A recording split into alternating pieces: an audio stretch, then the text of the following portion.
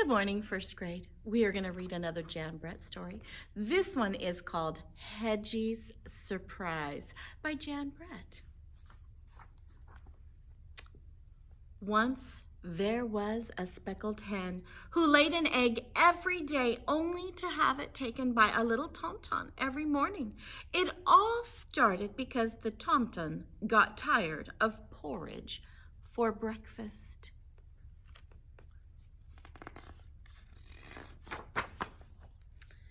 Each morning the rooster crowed as the sun came up, and Henny knew the tomton was on his way.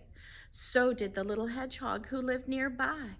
The tomton always called out to her, "Henny, have you got a little yummy for my hungry, hungry tummy?"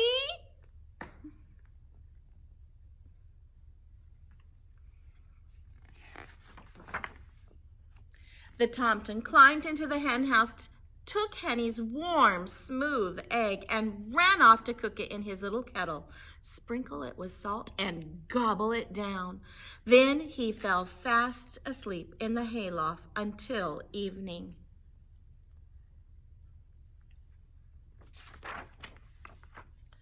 Henny didn't like the tomton taking her eggs, but she put up with it until one morning when she saw Goosey sail forth, smiling and bowing with a stream of piping goslings following her. "Oh my," Henny clucked, "where did all those little ones come from?" "My eggs are hatching," crooned Goosey. "Here comes the last one now." From that moment on, Henny wanted a brood of peeping chicks of her own. But how could she stop the tomton from taking her eggs?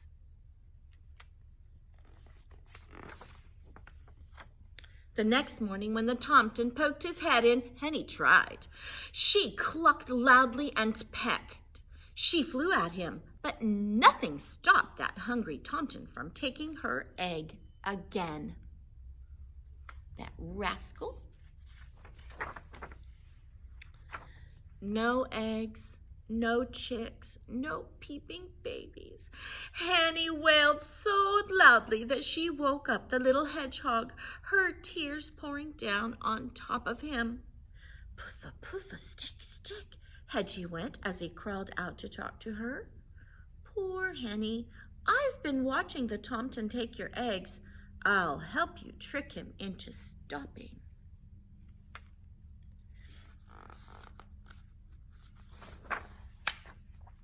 The next morning when the rooster crowed, there was the tomton.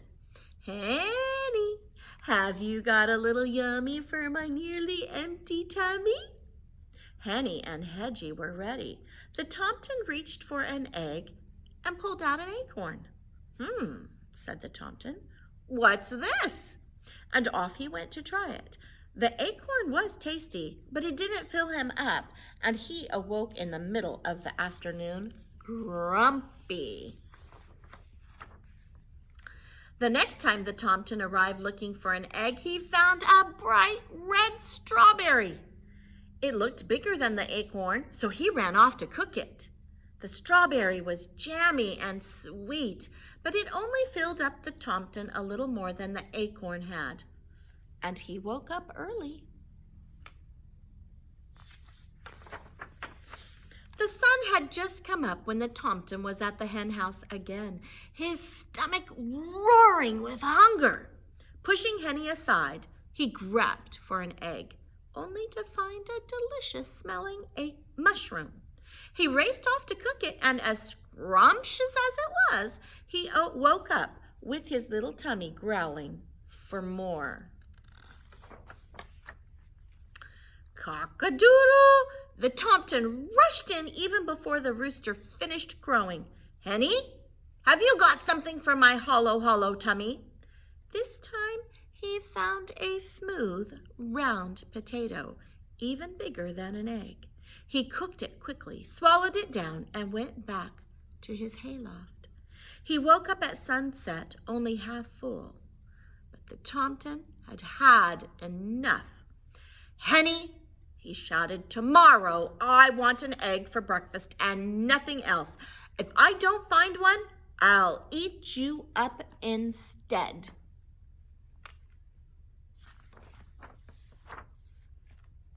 Henny was scared. The Thompson had been tricked by an acorn, a strawberry, a mushroom, and a potato. How could they fool him again? "Don't worry, Henny," Hedgie told her. "Now it's time for my surprise." And he whispered in her ear. All night, Henny waited on her nest and Hedgie on his. As soon as it began to get light, Hedgie gently covered his nest with straw and got ready for the surprise.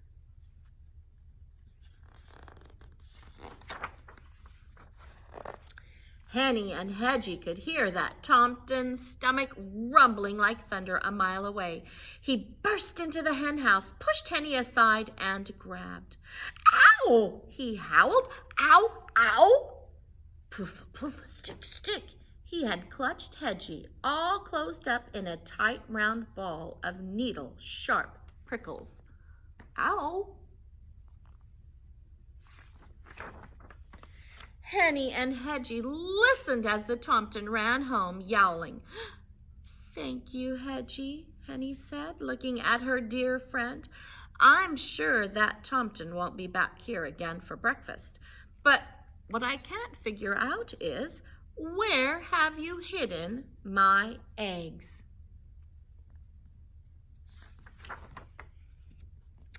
Just then, Henny heard a little peep, then another coming from Hedgie's nest. She looked over and saw the straw begin to move. 5 baby chicks peeked out of their shells and fluffed up their down.